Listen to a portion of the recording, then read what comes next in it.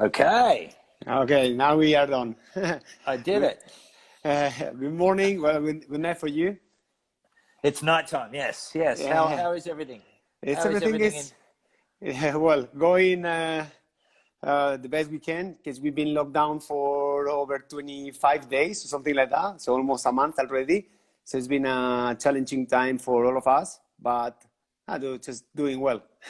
Yeah, yeah, yeah. We've been following it on television here. It looks really heavy, but it's happening globally. We're locked down now at the moment, so we're only 2 weeks in. But 2 weeks. yeah, Now yeah, yeah. our government just have extended till 26th, but everybody's thinking that we won't be going out till mid-May, something like that. So it's still Okay. 1 month more to go. So it's Yeah, gonna be yeah, a yeah. rough one. So thank you very much for your time. I know you are extremely busy today with I saw you commentating on Jam Ironman Yeah. this Oh, morning, yeah, yeah, yeah. and you have another event after that. So thank you for taking the time to accept the invitation for this coffee talks. Oh, And easy. yeah. Actually, well, everything started because I do believe we need to contribute to something, and since now we cannot develop education courses or any kind of events, neither through ITU or through private initiatives, so that's why I decided to start with this talk. So it's sometimes it's really difficult for the coaches I work with the development coaches to hear from people like yourself or the top coaches I had this week. So that's why I thought it was a good time now that Oh, easy. people has more time. I'm working more than ever. I don't know about you, but I'm not Yeah. traveling. But from home, I'm working a lot. So yeah, I that think. was. All Yeah, I right. think that's a global thing. That's a global thing. I think everyone's home, and there's no excuse to not get things done because everybody knows where you are. So, Yeah, yeah, definitely. Now the delivery guys don't text you saying what time are you gonna be at home, no? yeah, yeah, exactly. They know you're gonna be either way. Yeah, yeah, yeah. Okay, so well, just to give a little bit for brief of introduction about this coffee talks. The aim is to educate somehow the emerging federations and the development coaches in different areas. So we had last week coaches that are well, I had Arit, Christian Blumenfeld coach, and Carlos Prieto, Javier Gomendoya coach, and etc. etc. So the idea is just to give them some tips Okay. or advices about different areas so they can further develop. Because Yes. well, we all know your success as an athlete, so that's not a surprise for anybody, and all the info is there. But the reason why I wanted to have a chat with you was regarding the let's say the financial point of view, because Okay. you've been extremely successful in the financial field. So, Yes. and perhaps your input, well, no, perhaps, I'm sure your input will be extremely well welcome by those federations and at least that needs to, well, they don't know where they can go and search for additional resources or what Yeah. they should do in order to progress as an institution. So I would like to hear from you and your background, because I know you. Okay, now we know you very well, but you started as the same point where a lot of people is right now. So just finished the Yeah. Yeah. university, no money at all, and wanted to race. So can you just Yeah. Yeah. uh, Yeah. My story's it was a long time ago when I was racing, so it's a very different landscape than it is now. But I graduated university in 1995 as an accountant, and I studied a master's in finance. So I took a job at Bankers Trust, which was a big financial institution. It was acquired by Reuters, but it was very big here in Sydney. I was an accountant, and I was studying funds management in my master's degree. But I always dreamed of being a professional athlete. When I say professional athlete, I always wanted to. I had some talent as a runner through mm, school. And through college, I had a running scholarship. But I was competing in triathlons and duathlons in the early '90s because there was money in them, to be quite honest. And mm, and I was quite good at them. I'd finished fourth at the World Juniors in only my first year in the sport in Manchester, and I qualified again in 94 in Auckland, in Wellington, but I crashed and broke my hip, so I didn't go. But I thought that I had some talent, and I was at that age where I wanted to potentially pursue that. I was 22 years of age, now finished college, and I'd always had a drive given to me by my father to complete university. That was basically a prerequisite of the Mccormack household. All his children had to finish university, and then they'd be semi left up to their own devices. My father was very happy that I'd taken a job in the city, and I was very unhappy, and so I opted to sell everything I had and move to Europe. And it was sort of the beginning of the triathlon Olympic journey. Triathlon had not made its debut in the Olympics yet. That was to happen in 2000. So I moved to Europe in 1996, the beginning of 96, and chased this crazy dream of being an elite triathlete. I had nothing, no money. There was no national setups back then, but there was a really rich triathlon community, and it's still a very, very strong and rich triathlon community throughout Europe. But it was structured very differently. The ITU at that point, it had become an official entity in 1989, and it was it had just moved into draft legal racing in 1995. The first event, World Championships, being in Cancun, and so 96 was the first year of the draft legal ITU World Circuit, which I guess is now the WTS circuit. But back then there was a World Cup circuit and then a World Championships that happened every year. And it was all driven towards Olympic points at that point. So I sort of entered the sport at sort of this perfect time for a short course athlete, and moved to the epicenter of the talent, which at that time had migrated from the United States of America definitely into Europe, and landed in France and never left. And within 18 months, I was winning races and doing my thing, and all on track to pursue Olympic glory. And I won World Championships, and the Olympic glory never came. But that was the aim. but there are things that are not under our control. So it's okay. You were mentioned. I mean, you just mentioned a word that I don't really like to overuse it, but it's often overused in the sport.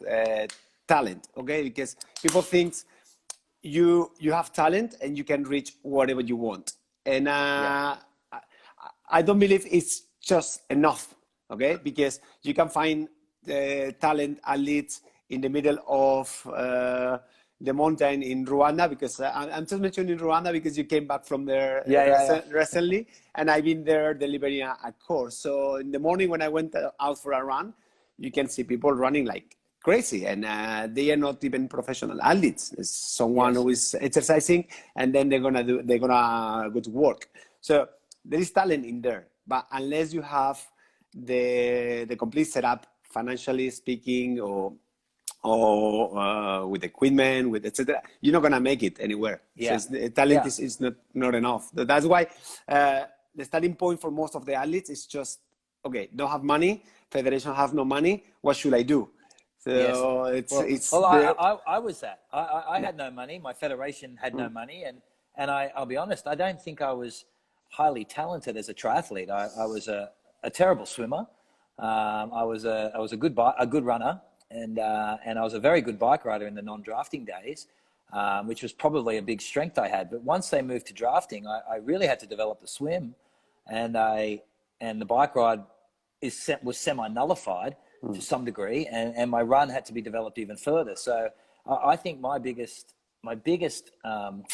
attribute, I think, as an athlete and anybody who was around in that era, was I was a very, very hard worker, very, very, and I still carry that work ethic today.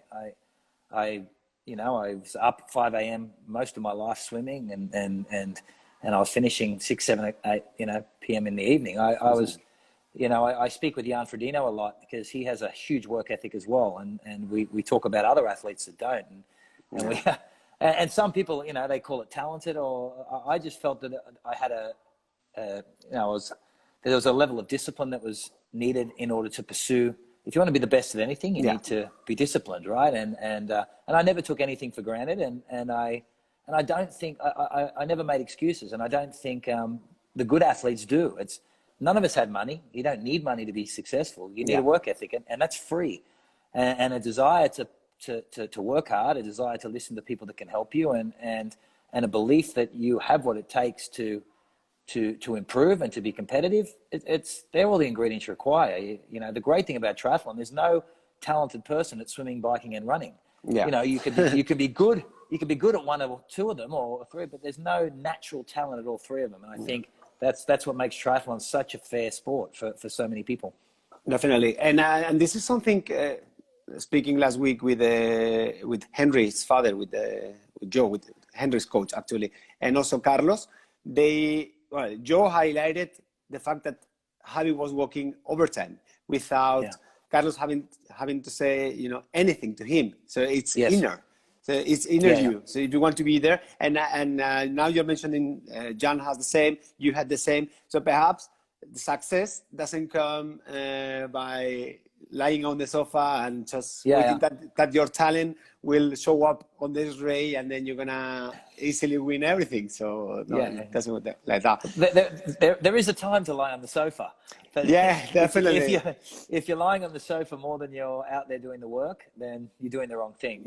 I think everybody has an innate feeling when you're giving the best you can at anything. You know in your heart. And you can't lie. You can lie to your coach, you can lie to your family, you can lie, but you can't lie to yourself.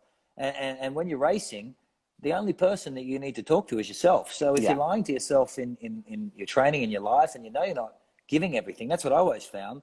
I knew I knew I could answer every question that was presented to me by my mind in a race when I was struggling and all that self-doubt bubbled to the surface. I always knew that I could answer that question because I knew that I'd worked hard. There was no session that I could have done harder at. I really was, I just believed I out-trained everybody. And that was my shield against everything, I guess. I would always say, okay, I work hard. I deserve this. I'm entitled to this. I haven't left any stone unturned. And that was sort of my mantra that became basically what gave me my career. No, but I think that's the right approach actually, because otherwise it just becomes you or makes you average. I would say. Yeah. I wanted to ask you when you decided to establish the company. So what was the thing that just flicked your mind and say, okay, I need to secure something else because you established it while you were still racing, right? Yeah. Well, so what happened with me, my father was very disappointed that I opted to become a professional athlete. So he still to this day calls me the blessed son, the son who never worked a day in his life. So I always felt this pressure from, not pressure, but this desire to ensure that I commercialized every opportunity I had, and really on the athlete side, working hard and being the best athlete I could be is one thing. But ensuring that I made it commercially viable on the Monday after the race was another thing. So I set up my company, the Mink Group, which is Mccormack Incorporated. That's what Mink stands for. In 2001, and I brought on a friend who became my agent because I wanted to really be involved in every single decision-making process of my career because I didn't think I was an idiot. Like maybe I could have signed an IMG or somebody else, but I really wanted to be involved in that process. And so that whole journey through the sport and acquiring partners and supporting those partners and bringing on companies like Under Armour that had never been in, I was a part of every single one of those decisions. So it was natural for me that when I was aging, sort of out in my Ironman, I was in my Ironman career and I really wanted to retire. And after 2009, 2010, but I had a commercial responsibility to partners, and I was around 2010 really looking to do other things because I was 38 years of age. So it was at that point I opted to move to Asia and look at and getting into the sports space in Asia, and we set up that Tanyapura center, which was sort of the beginning. And I was still racing, trying to make the London Olympics, my midlife crisis, and basically retired in 2013, in the early 2013, as I took over the reins at Tanyapura. And that was sort of, for me, I've had this conversation a lot with some of my peers who are athletes, and like, man, how did you transition? How did you go from swimming, biking, and running into business? And you're doing Super League, you're doing Bahrain, you're doing Phoenix, you're doing all these things, and you've got all these people. But I I just applied the same work ethic to just a different field. I never saw the transition. To me, I couldn't understand how these athletes I admired so much for their work ethic and their courage to chase their dreams didn't apply that in a different field. Like they were defined by the sport to some degree. And to some degree, I think they got relatively lazy, and in the sense that being a professional athlete is a very, very, very, it's a hard thing, but you don't really live in the real world. People laugh at your jokes when they're not funny. You get things come to you very, very easily because you're a semi-celebrity, and that doesn't work in the real world. So no. I think that doesn't actually. Yeah. So the transition was not that hard. So setting it up, as I said, I always ran my own.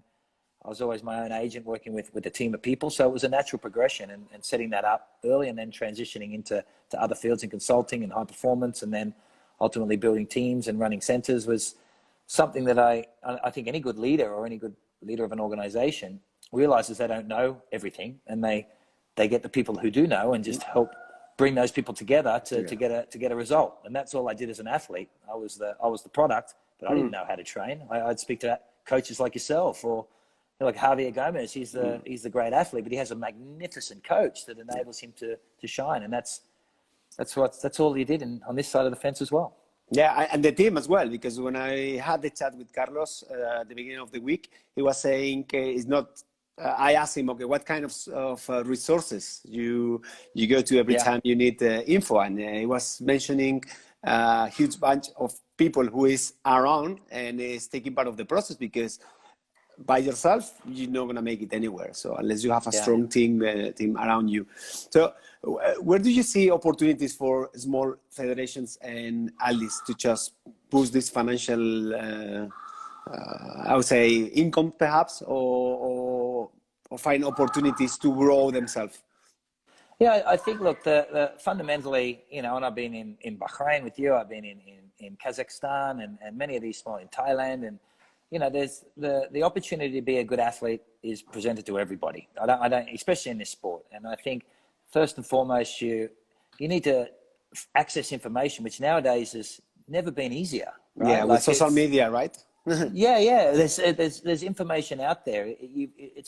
If you want it, you can find it. And I think for young athletes or young coaches or coaches of young athletes, it's about being exposed to understanding what it takes to be the best, and looking at those athletes and what they're doing, and not blaming that money is the reason that you can't be there. Because whilst it's an obstacle, it's not an inhibitor.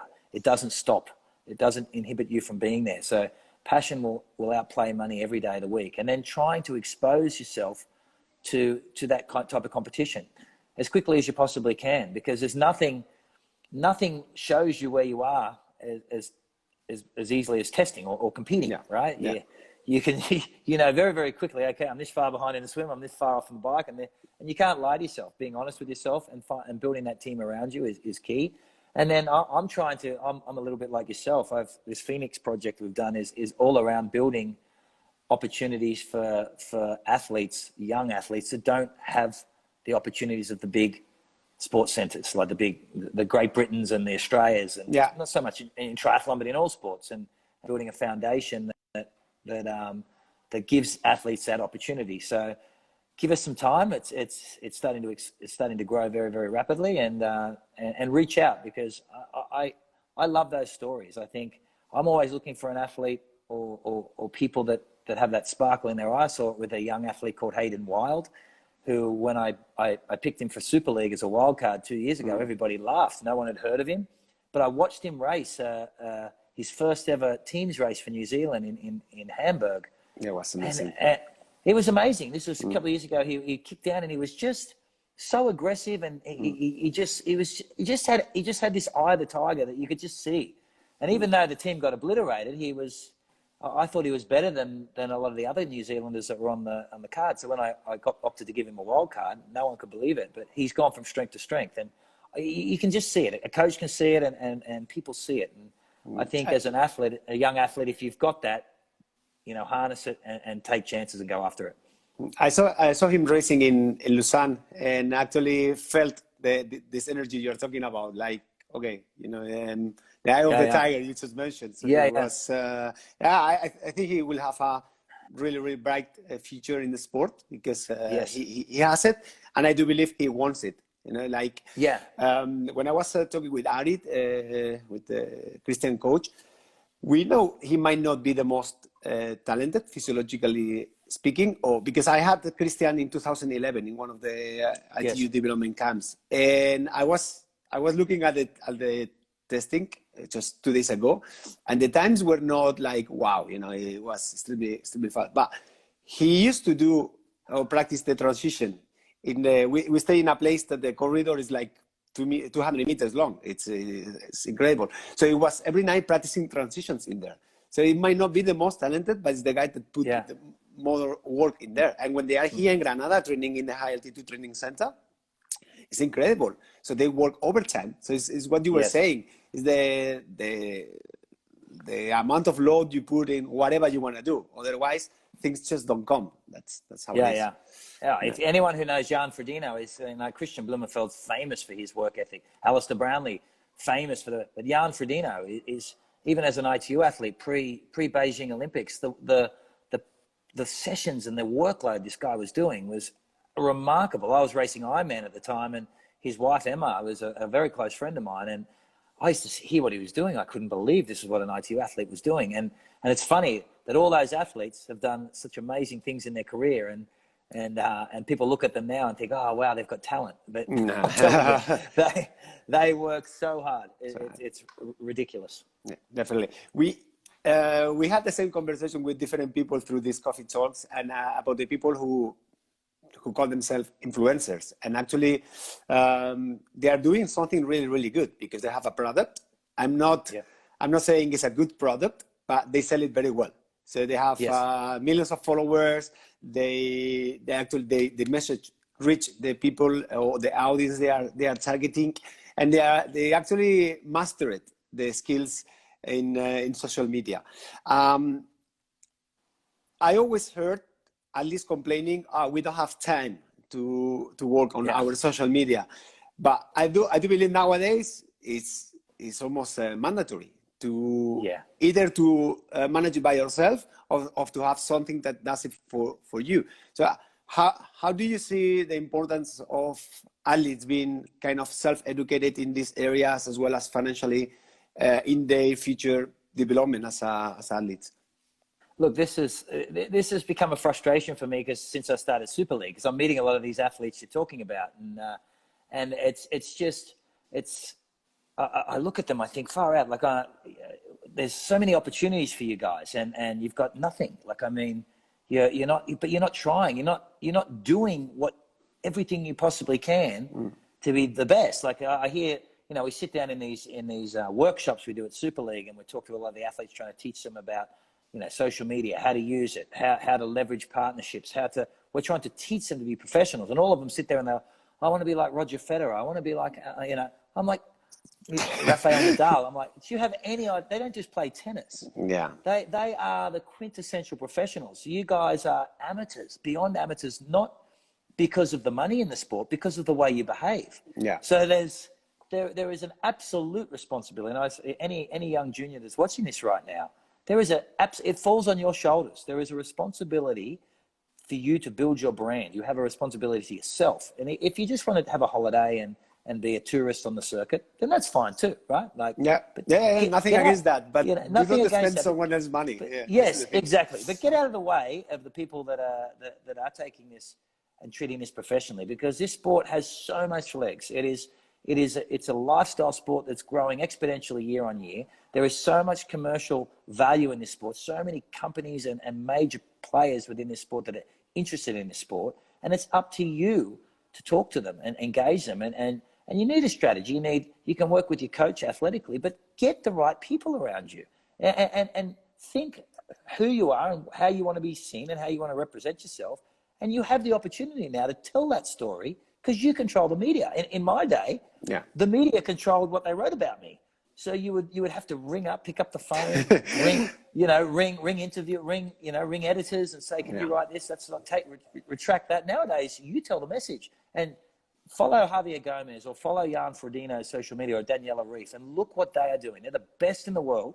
They train harder than all of you, and they're still pumping out some amazing content and amazing stuff. And if that is not the catalyst for you to work harder and do more and focus on this part of the game as well, and using the excuse that you don't have time, then you don't have the right mindset to be a professional. Just be a tourist and just get out of the way of the athletes that who wants to. Yeah, definitely. Who wants it, yeah. Yeah. So you mentioned the Super League and the workshops you're doing with the people in there.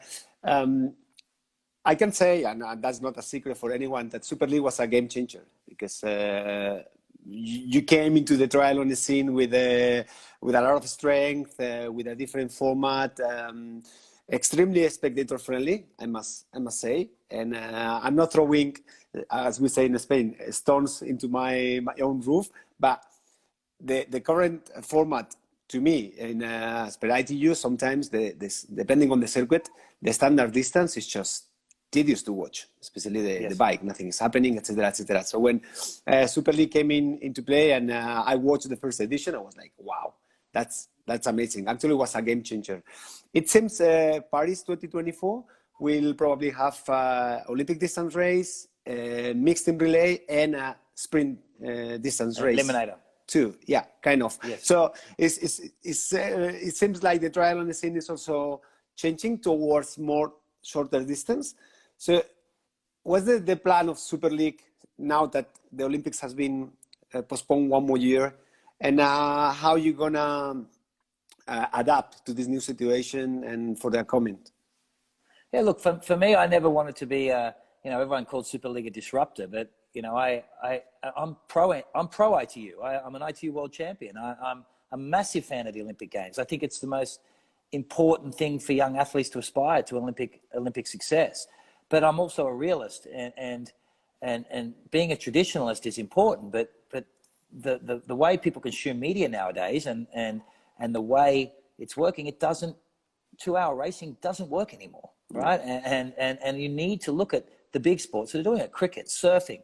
What they've done to these sports, so the traditional sports, they've changed the way they've stayed true to the formats and true to the sport itself, but they've just delivered it in a different way. And I think, I think initially when we came out with Super League, and my aim was to coexist with the ITU, which we do successfully, but it was all about driving awareness for the athletes. And that's why I say I have these workshops with the athletes, because I'm like, look, guys, I'm spending a lot of time and my energy on you. Yeah, sure, I take a salary, but 99% of the money is directed at you, right? And this is your sport, and I only do this because I love this sport, and you guys and girls need to stand up and be a part of it. I'm going to shorten things. I'm going to make changes. We have the flexibility as a startup entity to make these changes. So give me the feedback on the racing, because I want the racing to be authentic and real. I don't want it to be like WWF wrestling. It needs to be proper racing, but I need to cut it as short and tight as possible to see blow-ups and keep it unpredictable, because there's algorithms now that just show you how many people are watching it, and our viewership's remarkable. Like in the space of a short period of time, our repackaged content is far superior to anyone in the sport, and that's only because of the way we're filming it and doing it. And I think the actual racing has a lot of merit for people that don't understand triathlon. We always talk with each other about triathlon, but we know it. But I knew there was a problem with triathlon when the Rio Olympics was on. I had a massive viewing party at my home in Phuket. I invited literally every influential person on the island of Phuket, billionaires, a lot of people. I said, mate, you got to watch the Olympics. I'll talk you through it. And so I was all excited about Rio and Vincent Louis and Alistair and Johnny Brownlee and Henry Scoom, and all these people were racing, right? In the men's event. The gun went off in the swim, and everyone was sort of engaged. I had probably 50 people at my house. Everyone's engaged at the swim. What's happening, Macca? Within 10 minutes, I'd lost them all.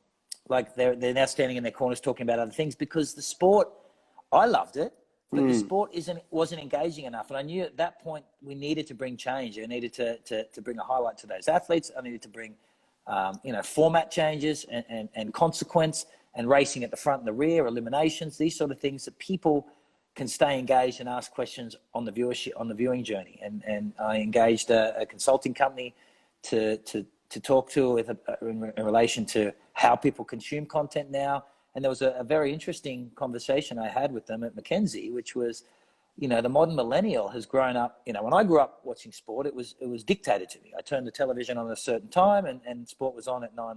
Nowadays, people can watch it when they want, how they want, on many different devices, and they've also grown up in an era where they've actually had some influence on what happens. Like they've watched American Idol or European, where they can vote and they can influence an outcome. So conventional media is boring to these young people. So when you're targeting young athletes or a young audience, a younger demographic, if you're not bringing in these graphics and things that keep them entertained, whether you think it's silly or not, you've lost them. And that was sort of the fundamental aim of Super League. And I think I'm really, really happy of where it's gone. And we're continually trying to push the envelope without being overly disruptive and coexisting and working with the athletes and the ITU to I guess, push the sport forward. Because I think, a rising tide brings up all ships.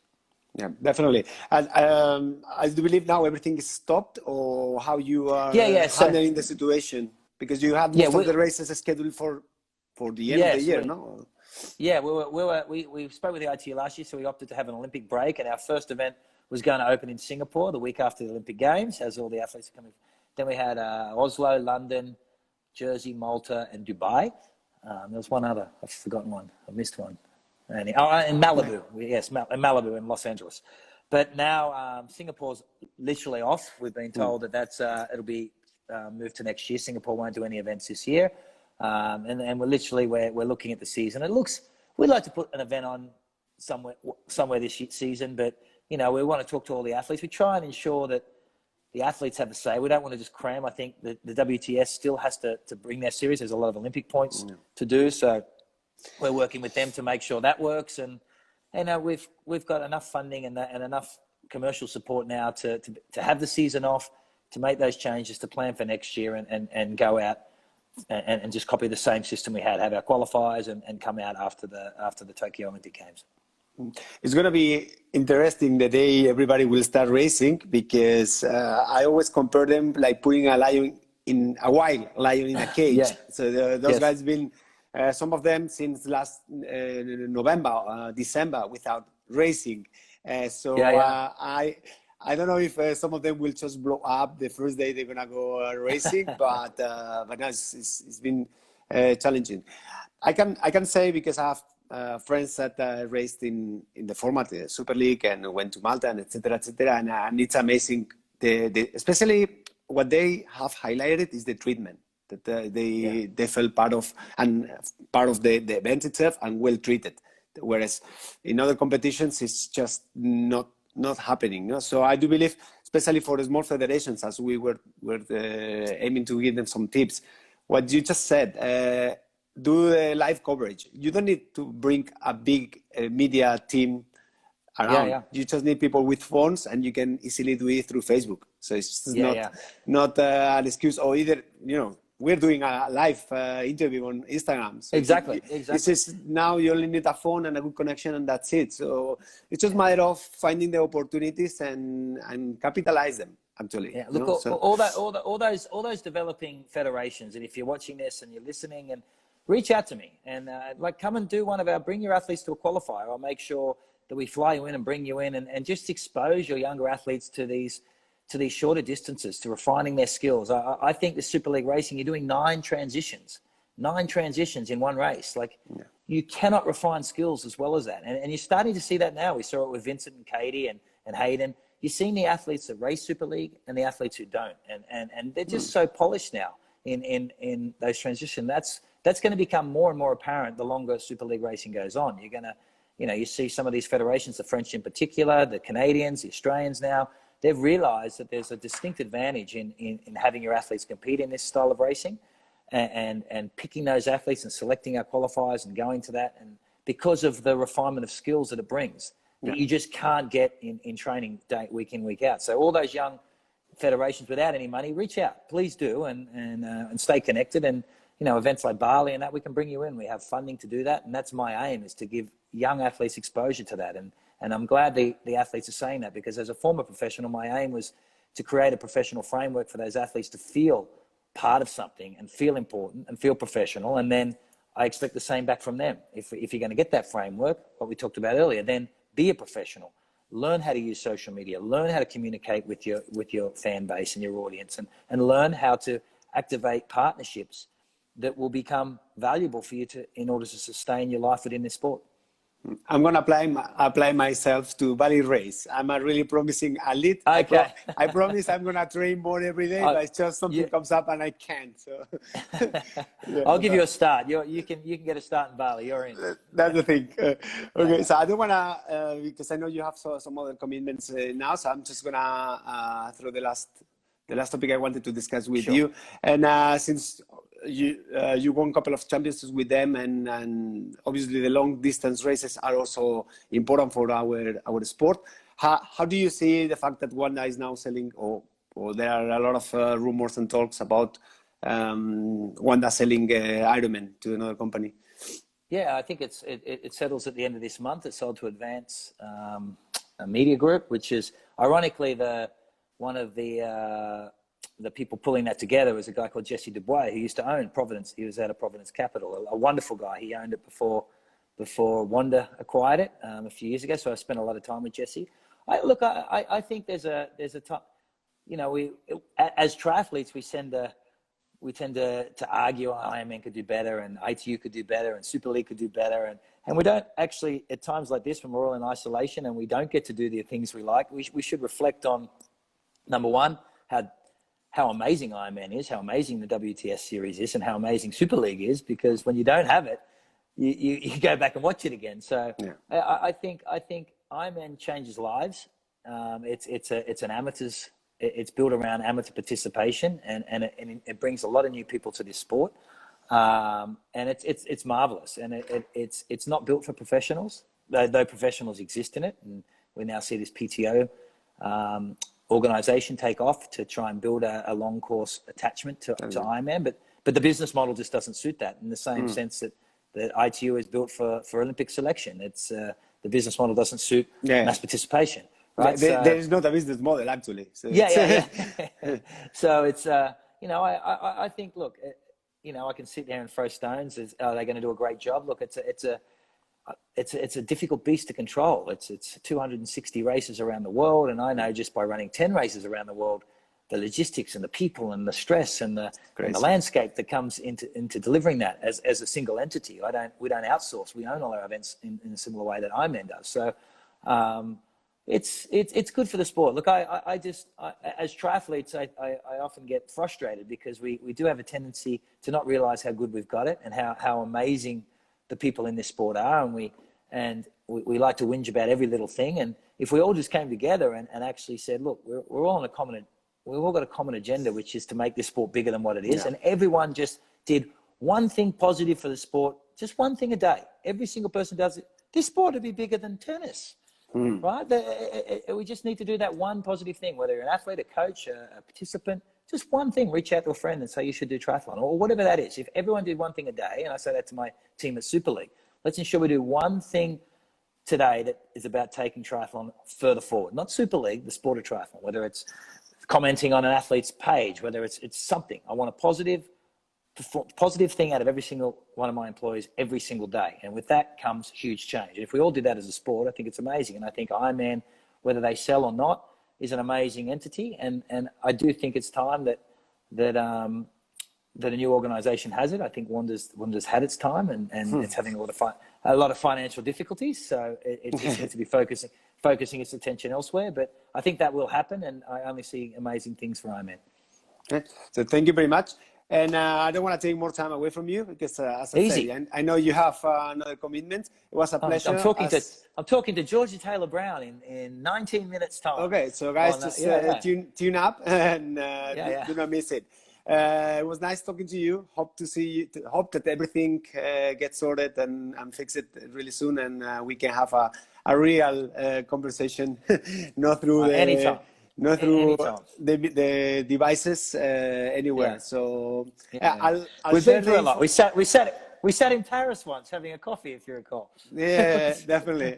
Okay, so I'm gonna share because some people will be now wondering what's this Phoenix thing you mentioned and all the things. So I'm gonna share the links on Instagram and everything, so everybody can reach out and research further about that. And yeah, once again, thank you very much for your valuable inputs, and looking forward to seeing you. Anytime. Have a good day. Bye bye. Cheers. Bye.